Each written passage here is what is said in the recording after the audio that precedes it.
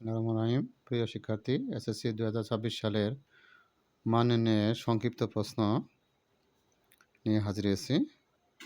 তোমরা দেখতে পাচ্ছ একটা উৎপাদক বিশ্লেষণের প্রশ্ন এখানে উঠেছি। 4r² - 1 + 2p - p উৎপাদক বিশ্লেষণ করতে হবে। তাহলে আমরা 4r² লিখতে পারি, এখানে মাইনাস কমন নিলে 1 - 2p + p²। তাহলে আমরা এটাকে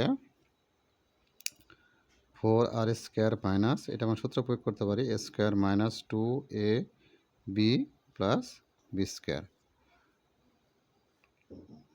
তাহলে এটার আবার লিখতে পারি 2r² লিখতে পারি, আর a - b² লিখতে পারি। a হলো 1, b হলো p।